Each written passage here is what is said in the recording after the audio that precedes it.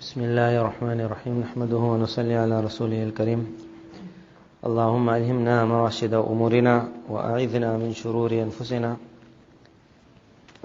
Before I'll mention the last two, which very quickly, because the last few days we were speaking of those ones. We'll just one more of this regarding parents. As I told you, so this child, he went to the extreme in what was called respect to the father. That the whole night he stood with the class and the children screamed. So they write there that you don't have to be so extreme. He could have given them milk and he could have broken his principle because they had their milk. It wasn't that they were going to drink. He could have done a lot, but sometimes when a person is extreme in love, he says, I can't do it. So an extreme level was shown, which is like, this is your heights. If in adab a person wants to go forward in respect, then there's no heights to respect.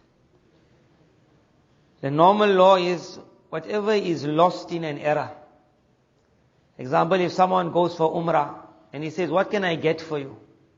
So in the past, when we never used to get anything, then we used to tell, okay, get for me a nice radio. You see in the past, people would buy radios when they go for Umrah. Some would buy TVs also. Because you wouldn't get it everywhere else. They would come back, they would have boxes and boxes. In today's time, you get it cheaper here at China Mall than you get it there in Jeddah. So now when the father is going for Hajj, what he does, he buys the toys before he goes. And then he leaves it in the room there. And as soon as he comes back, he says, Daddy bought this for you. And the child also is not stupid. He knows that thing was sold in China Mall. But he also gets happy and he already saw it, but his sister told him, don't tell them you saw it. So then he behaves like, hey, Jazakallah. So now when someone asks, what must I get for you? You tell him, you get everything. What you appreciate the thing that we don't get. We appreciate the thing that we will not find. So we tell the person, if you want to get me Zamzam. Because South Africa's Zamzam is like they charge lot number one. And it's sitting in someone's warehouse for 5 months. This will be fresh. In every era, if something is not there, if you can get that, then you're going to be the star of the next era. We are living in an era where two things are lost and it's getting even more lost. One will be this one, and the second will be of the next point which that person had and he made his dua. The one that I'm going to speak about now is the same thing. It is called respect. Respect and adab and love that goes as one and all. The Sahabi was walking, a person was walking, Abu Huraira radiallahu anhu said, who's this with you? He said, my father. He said, don't ever walk in front of your father. Don't ever walk in front of your father. Now you might say, but I'll just walk with him. It's not that I don't like him. When you go in respect, there's no limits to how much you can reach. Until you can come to a time where when respect reached a level, then it was at the time where the people of Makkah were thinking that they will fight against the Muslims. So they sent someone to go see what is this Muslim like. And he said they are a small group, only 1,400 came. They came for Umrah.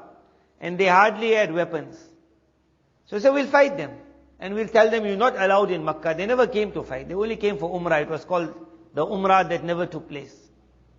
So they told one person, go and see them because all the people who are with Muhammad sallallahu alaihi wasallam are not his.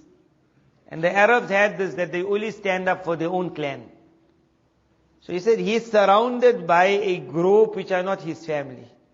As soon as we launch the attack, they will just go. He'll be left alone with his few of his family, and then we'll wipe them away. So when he went there, he came back. He said, I have traveled to kingdoms, but I have never seen the respect given to any king what the companions of Muhammad give to Muhammad sallallahu alaihi wasallam. He said, I saw the scene that as he made wudu, they were like fighting to make sure the droplets doesn't touch the ground. Everyone wanted one part of that water. He said, this is not a group that's going to leave him when you launch the attack. You will have to kill 1,400 to get to him. That's when they said that, rather let's make a truce. In respect, you can go to levels that will reach the skies.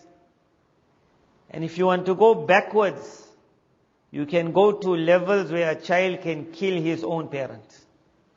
Allah's Nabi sallallahu alayhi wasallam, at the end of his life, Jibreel alayhi salam came one time.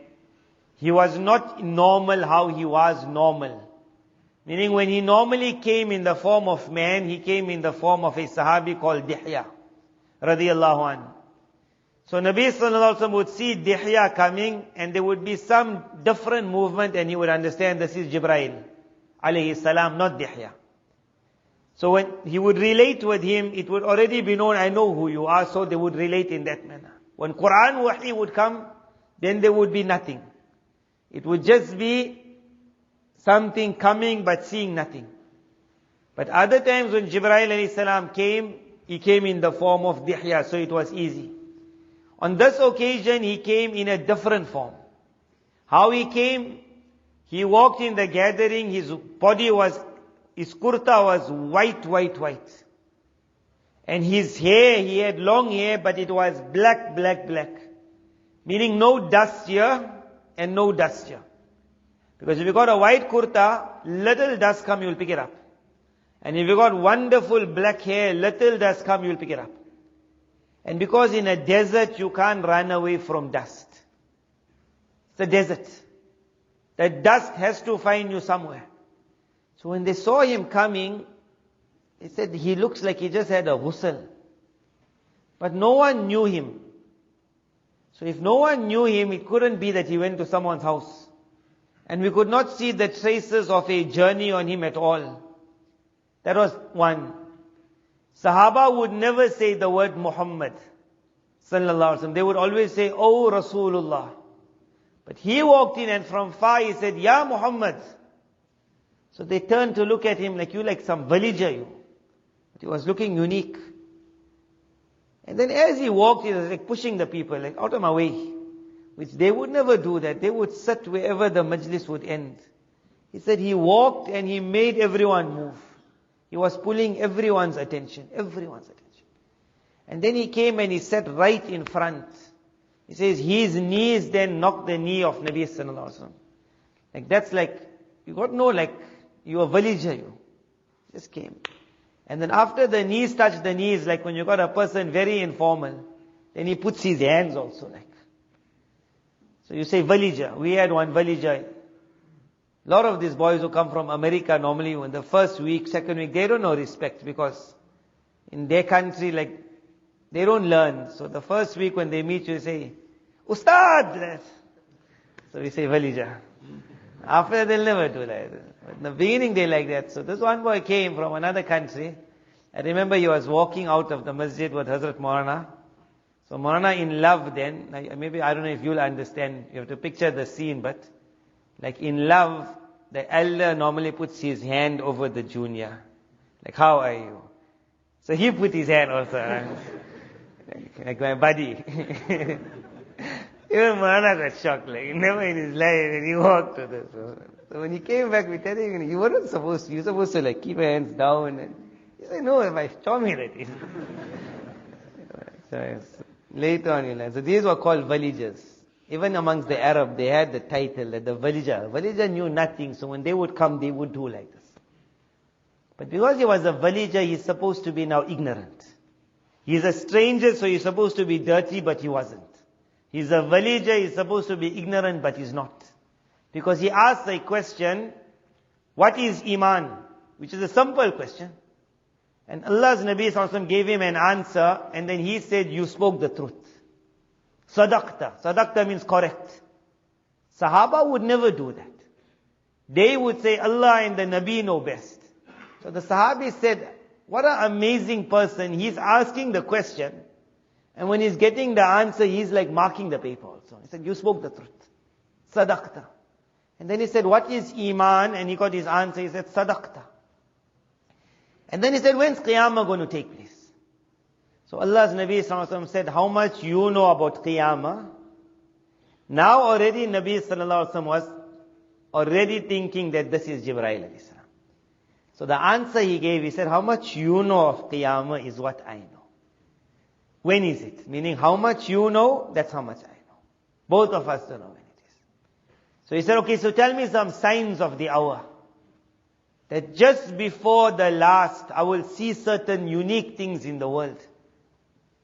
So Nabi Sallallahu Alaihi Wasallam mentioned some, and I want you to see it around, to understand that we are at the, and there's one which got to do with how child will relate with his parents just before the hour.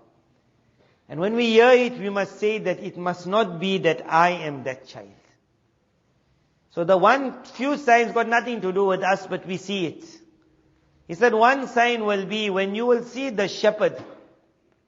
The one who had no shoes and he had hardly any clothing. Shepherd. And now he's competing with another shepherd in who can put up a higher building. So a lot of things happened in that narration. One is in the time of the Arabs, no one built high buildings. They built big buildings. Because when you build something high, you have to climb. I don't know if you all ever saw, if you'll go to the kings of the past. So they say you want to go up to see the king's place. They'll make you walk around in circles. They got something in Draken, near Kruger Park, it's called God's Window. So it's called God's window because it's there on the top in the sky. So you say if you want to go and see it, first you have to go to God like. So that one time you'll only go. You walk and you walk and you walk. If they had people selling coffee, you know how much money they'll make. As you walk, you just need some help. You're thinking, why did I stupid go up there? And you carry on and you just carry on. You go round and round.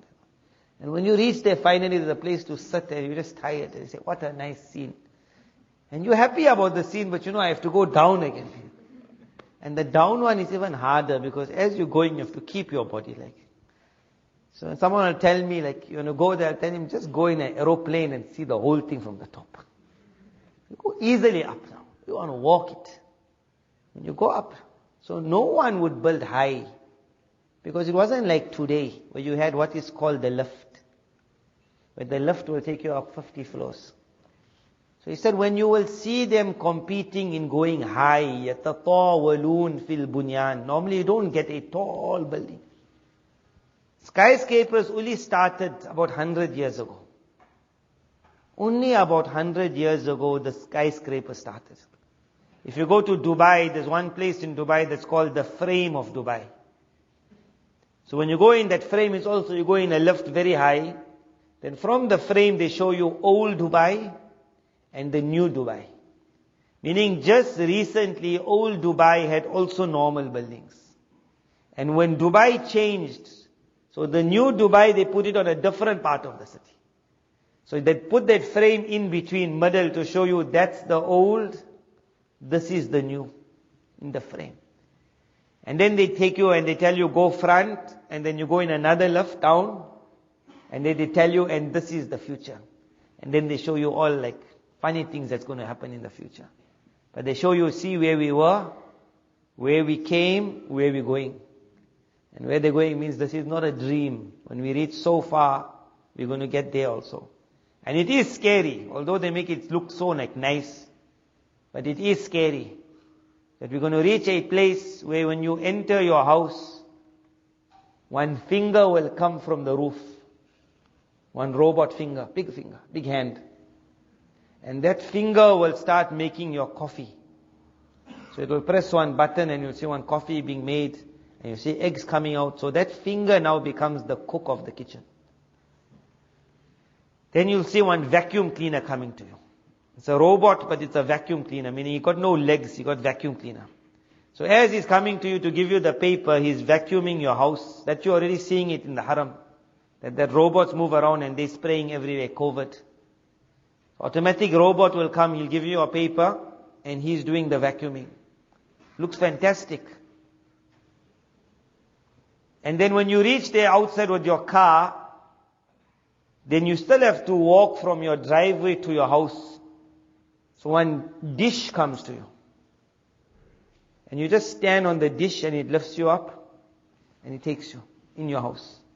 Then you don't have to look for your key because your face is the key. You just stand by the door, it recognizes you and the thing opens up.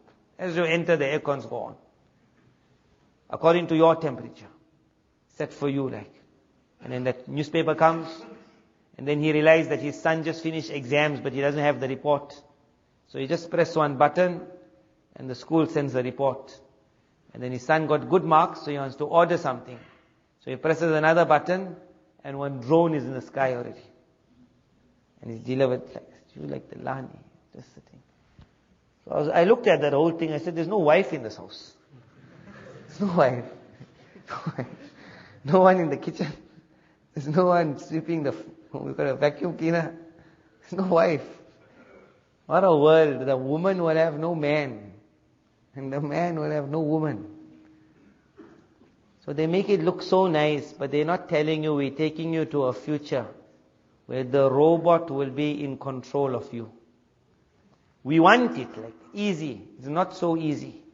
When you hand your life over to something that you can't trust, the day it wants to become mean, it can take out secrets also. When you trust a robot and you think it can never knock me down, someone is behind that robot.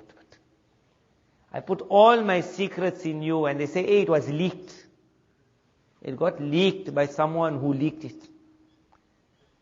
When you will have to put it, that's the future we're going to. It's a scary future. So that part spoke about the high buildings. So Dubai shows it. Just the other day we were low. يَتَطَاوَلُونَ فِي الْبُنْيَانِ Shepherds. Then that one very high one of the Dubai is called that Burj. So that man who put up that Burj, his own story is that there. That when they interviewed him, he'll say, you know, who would have thought just a few years ago, me and my father were shepherds. So when I read that interview, I said like as though the man is saying, you know, me, I'm the one in that narration.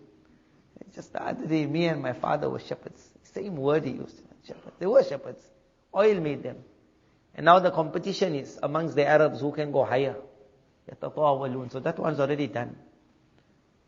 When you will see that. The scary one is this one here, which to explain this narration is a little hard. But the one interpretation, it might not be the only one. But there's one interpretation which is scary. It said, when you will see, أَن تَلِدَ الْأَمَةُ رَبَّتَهَا أَن تَلِدَ الْأَمَةُ رَبَّتَهَا When a slave girl will give birth to her master. And master means female master, I don't know what you call it, like a mistress, whatever you call it. Madam. When the slave girl will give birth to madam. Now why you have to understand it, it is hard to explain it. Number one, there's no slave girls. And from now till the ending, slavery most likely is not going to come back. Some boys still have the hope. You ask them, what you waiting for the era of Mehdi? He says, slave girls. That's the only thing that I never could get it one chance, like just to see what it is. Most likely it won't happen. There will be too much of things happening to even concentrate in that direction. So that's like, even if it comes, this is not going to happen. What is mentioned in this narration. A slave girl's nature is such that she is allowed to sleep with her master if she is not married. But if she falls pregnant from him and she gives birth, she now becomes known as a Walad, the mother of the child. So she doesn't have to become his wife now, but she becomes like his wife. That because of that child, her freedom is already secured. He can now not sell her. He can't give her as a gift. And if he dies, she will not be inherited. The day she gives birth, she goes like practically free. When the master dies, I'm gone free. So when she gives birth to the child, a slave girl, as soon as she gives birth to the master's child, she goes free. So there's no way that one day that girl who she gave birth to can go in the market and say, hey, I want to buy that one. And they'll say, but you know, that's the one who gave birth to you. So it doesn't matter, I want to buy her. If it was possible, that would be the meaning. That when the slave girl gives birth to her madam, that she gave birth, And then madam came to the market and he said, you here? And someone said, but she gave birth. It doesn't matter. I want to buy her. But you can't do that.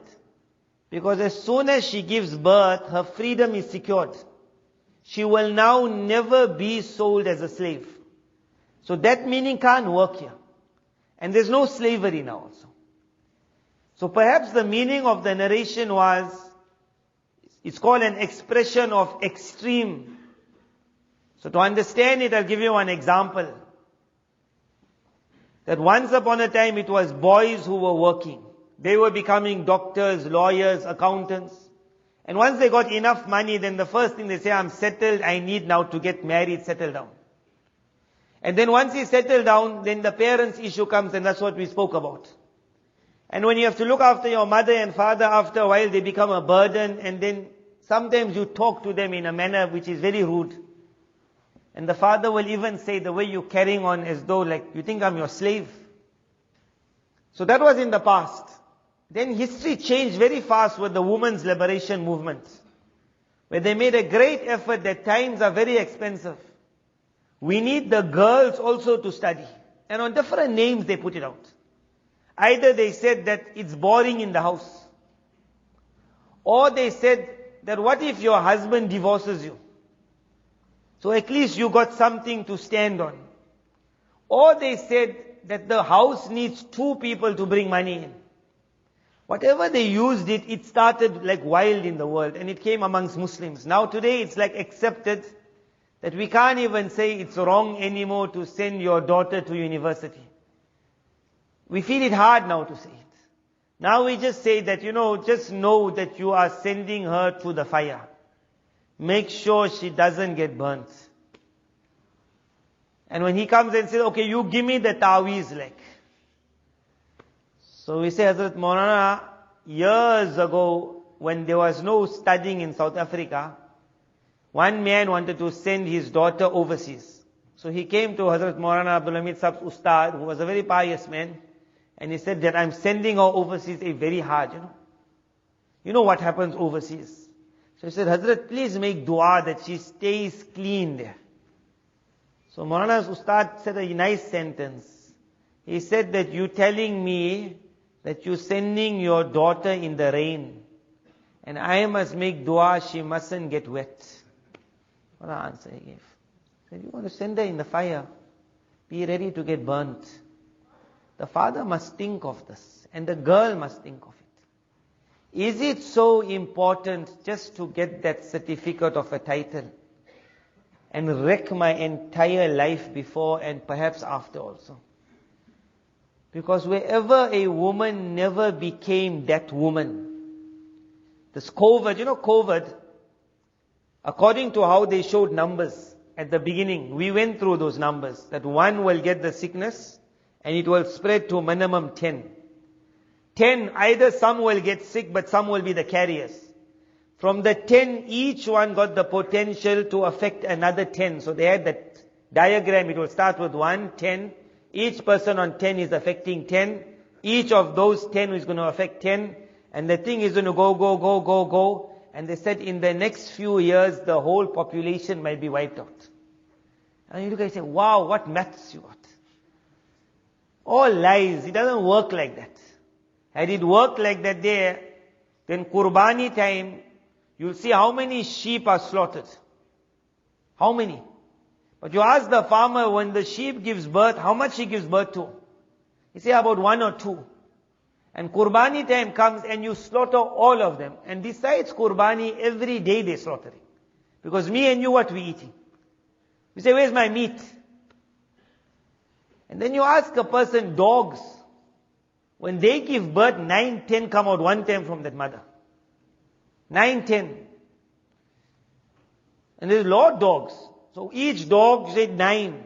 And then each one another 9. Each one another 9. And then you say, who eats dog meat? Is there a Qurbani where we say, cut 1,000,000 dogs? So there's supposed to be, according to maths, lot of dogs and no sheep. But when you go in the farms, you see the sheep going into the thousands and one dog running around them. And I say, the shepherd's dog. Supposed to be 1,000 dogs and 1 sheep. You can't use maths in this entire thing. Maths don't work. So you can't say what happens if you one day get divorced. And they say, that girl got divorced. So because she got divorced, it means all the girls are going to get divorced. So he said, I'm sending you my daughter to become an optician. Lawyer. Lawyer, why? One day if he troubles you, you can take him to court and you don't have to pay fees. You the lawyer. Become a lawyer. Must earn lot. Why? Because what happens if one day he divorces you?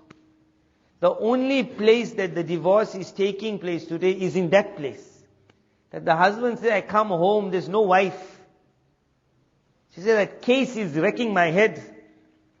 So when she comes home, so now the example, now the woman or the girls have already gone. So we can't even tell them, don't go. They're already there. We're just telling them, think, why did you all go there? At least when you become a mother, tell your daughter, what mistake I made, don't make it again. When I got married, I had to decide between my profession and my husband. And I left the profession. I left it.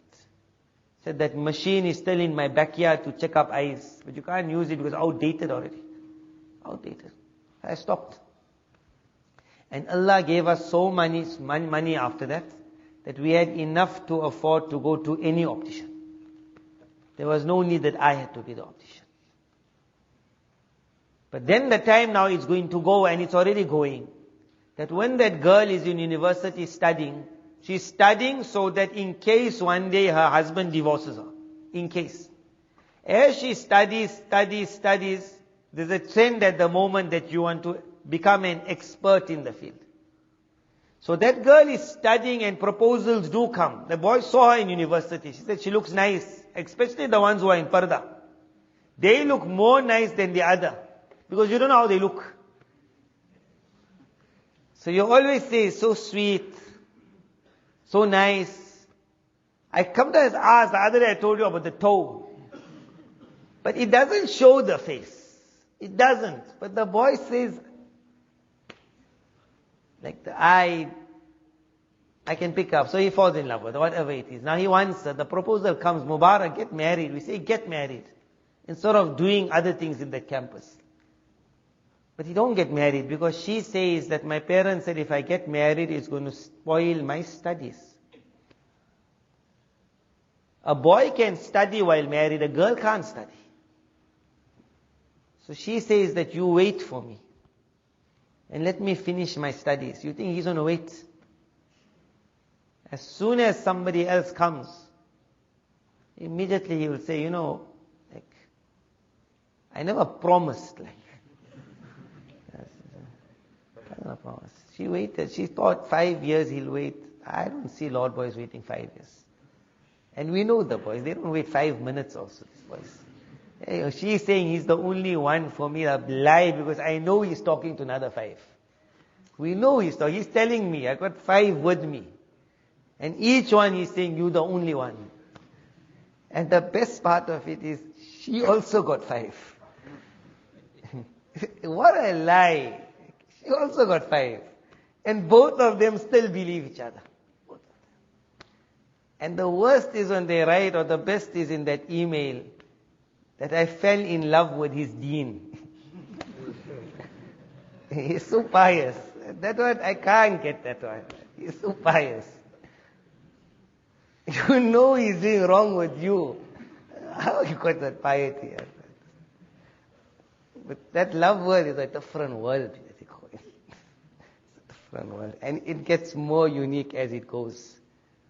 So what I came to the example is that girl is going to get proposals, but her studies means everything to her. So in the ending, she'll reach an age where she graduates, but she has to start practice. Either she'll get married, but she doesn't know how to run a house, so very fast they'll start fighting. Or because of the pressure of the work, when she comes home, she's not in a mood. She's not in a mood to make a nice meal. She just got the microwave and she buys it from the shop. Or there's one auntie who's scoring like anything. Because the more girls can't cook, that old auntie, house businesses are running like wild. Roti is just going. Millionaires are being made. In that one house, we asked, how is that woman making so much roti? He said she got 4 maids making roti. 4 maids, roti is there. That girl can't cook. So time comes that she and her husband fight. And it's a divorce, or she never got married. But she's earning well. I'm taking you into one example of what this narration said. It might be a sign of the hour. She's earning well because she's either a judge or she's a lawyer or a top accountant. But who's going to look after a house? So either she can get one maid to look after.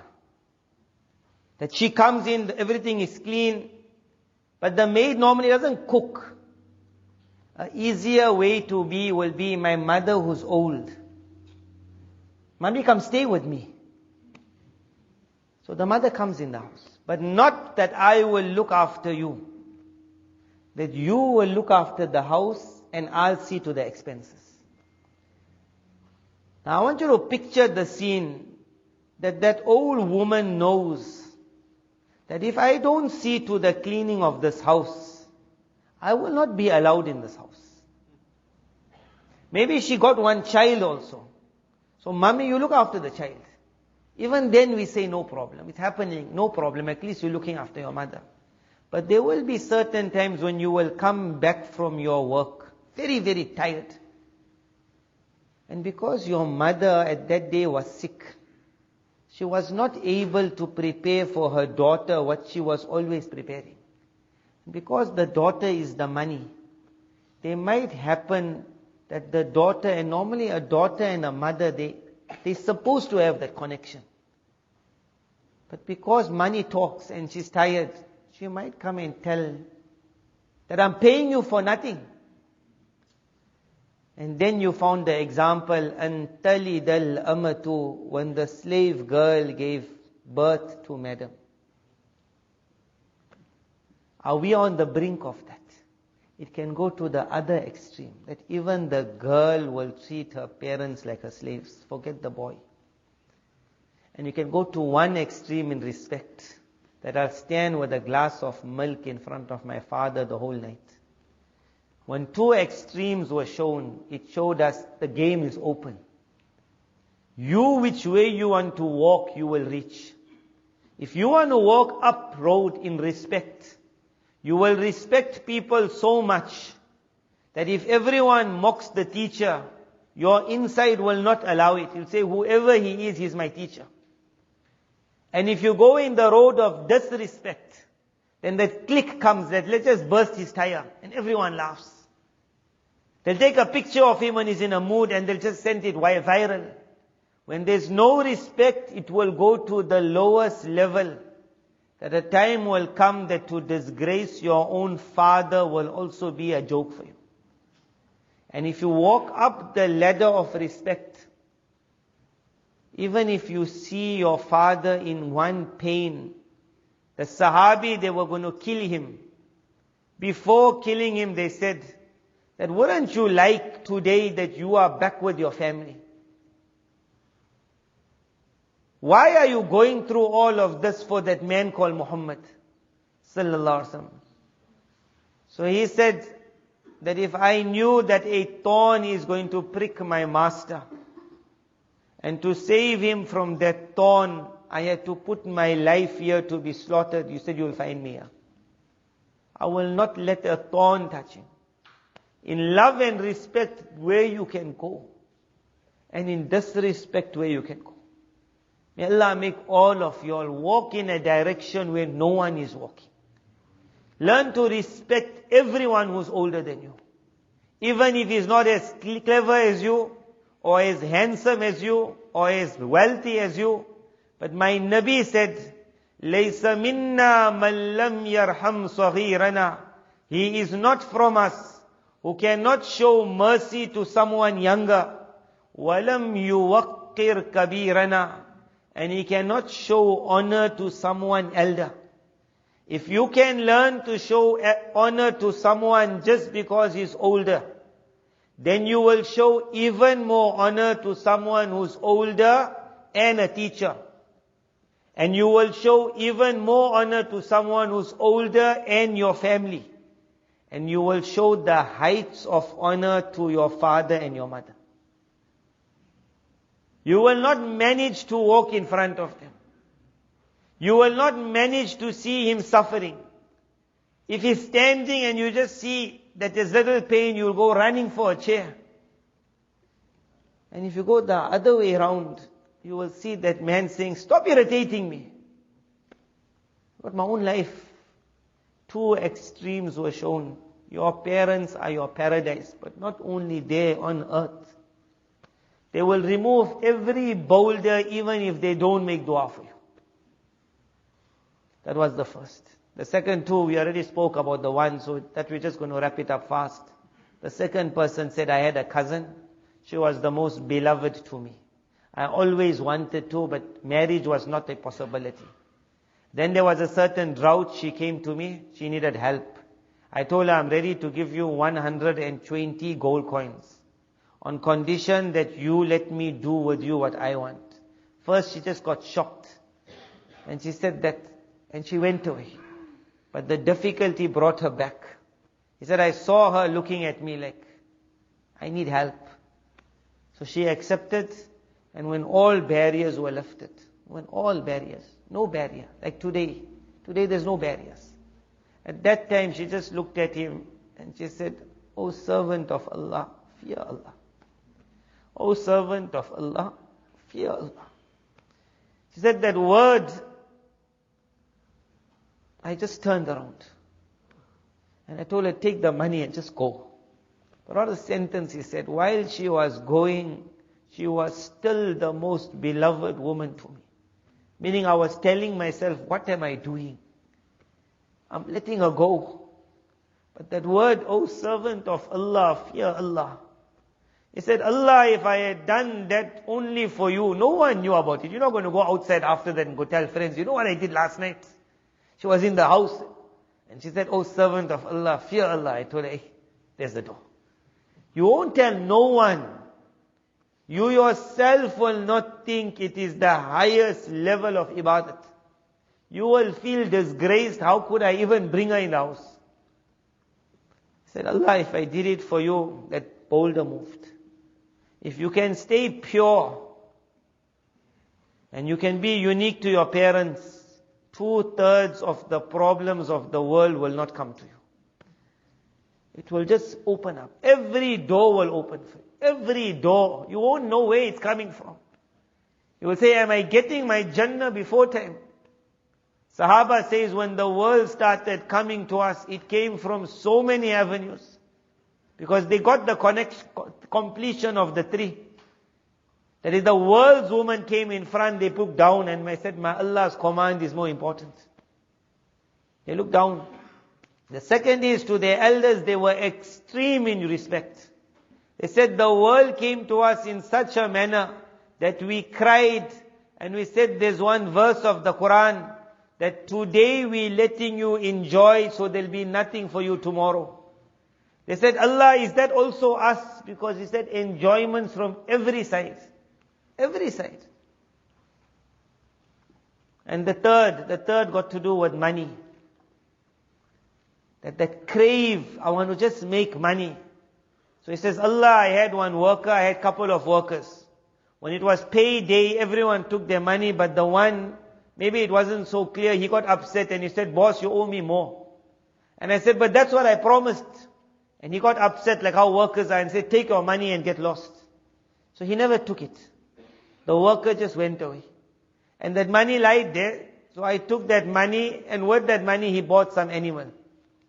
And it happened that that animal got some babies, and those babies grew, and that pack became a very big pack. He said, I even kept track of it, that there's a lot of blessings in this one. Because farmers are master, I bought this with that money, and I bought that with that money. So he said, it filled up that whole valley. And this man came back after that. When he came back, he said, O servant of Allah, pay me my money. So easily I could have told him, 25 rand it was, yes, or 25 rand. But something, again, this narration, again, this is not farz what he did. You were only supposed to pay the man 25 rand. The narration showed in being honest and being worrying of your wealth, there's no limits. You can go to the extreme that the person says, me, even in an aeroplane, I will not drink water because that woman who held the glass to give it to me is a dirty woman. I say, are you mad? But there were people in the past who did that. There were people in the past, a great imam of his time, when he was jailed, a woman sent food for him. He sent the plate back with the message that your food is 100% halal, but I cannot eat it because this man of the jail brought it to me. He said, he's an oppressor. I will not eat food that comes to me via an oppressive hand. You say, are you mad? There's no limits to how far you can go. And there's no limits to how lax you can become. Allah's Nabi ﷺ said, a time will come where a person won't bother what he eats. Whether it's halal or it's haram. He says, give me that. As long as it tastes nice. Someone might tell you, even I think there's pork in this. He said, don't ask too many questions. Even if he has to drink that liquor, a time will come where liquor will be drank. And the man will say, it's not liquor, it's got some other name. No limits of this way. And there's no limits how high you can go. He said, that man said, pay me, boss. He said, I took him to that valley. I said, all what you see here is yours. He said, boss, don't joke with me. La tastahzi. Just give me my money. I said, I'm not joking. So like normally you'll tell the person, you know what happened? I saw that money and I said, let me invest it, and this came and that came, and then you'll tell that man will tell you, boss, what a thing you did. I can't take this. And you say, no, you take it. And then the two start arguing, and it's okay, you know what, let's go half, like, that's how you're supposed to happen. He says that rubbish took that whole valley. He said he did not leave one animal for me. In that dua he's saying, Allah, that man took the whole thing. Not left one animal. You get some people that they don't know how to thank. First they say no, and then they take it, they take the whole thing one shot. Don't worry, the whole thing gone. Nabi Sallallahu Alaihi Wasallam said, in the people of the past, there was that man who sold his land to his friend. As the friend was putting up his house, gold came out. Meaning there was a hidden treasure, gold. So he takes that gold back to the person. And he says, I bought the land, not the gold. And that man says, I sold the land and whatever's in the land. So they start arguing about who's the owner of the gold. If I was there, I said, give me the gold. Stop fighting. They took it to the judge. They went to court. Today we beg people, don't go to court. Because we already saw empires became bankrupt. Only the lawyer and the court made it, both parties lost out. We said, come sort your matter out in one meeting here, but pride. The pride, I will not be the loser. Even if my entire empire goes, my pride won't go. Tell him just lose 10,000 and the matter is sorted. For that 10,000 he'll go to court because my name. They went to court whose gold it is.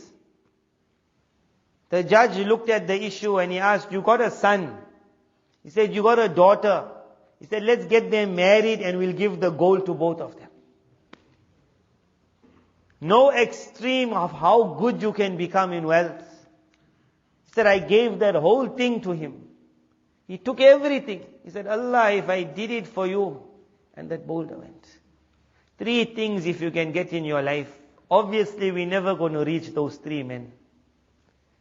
But whoever wants to walk, you either walk up or you come rolling down. Majority of the world is rolling. There's no more respect left.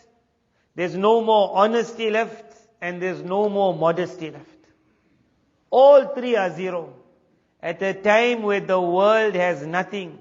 If my friend is saying to me, I'm going for Umrah, what can I get for you? I'll say, I don't have Zamzam at the moment. I want something unique. If you ask Allah today, Allah, I want to be yours. So what can I do for you? The answer will be, the world got no modesty, you become modest. There's no chastity, you become chaste. There's no honesty, you become honest. And there is no one who respects parents anymore. You start respecting. 3 things if you can get. Respect for all your elders. And there's no limits to how much you can go. Honesty, and there's no limits. And the last is modesty and chastity. And there's no limits. Wherever you will walk, you will see doors will open. You will see rocks will go sliding. You can tell others, you're in problems, just walk with me. Whatever I'm touching is turning to gold. 3 things. May Allah give it to us. If people in the past could reach there, so high, we can say, Allah, we are of a unique ummah. If they could get it, I'm not going to be one. I want all 3. And I want to be the best in all 3. And when you ask, Allah gives. But you must have a goal. And you must start walking towards that goal. May Allah Tabarak Ta'ala make us the most obedient to our parents. Allah make us the most chaste that the world has ever seen. Allah make us the most honest that the world has ever seen. Wa akhiru da'wana alhamdulillahi rabbil alamin.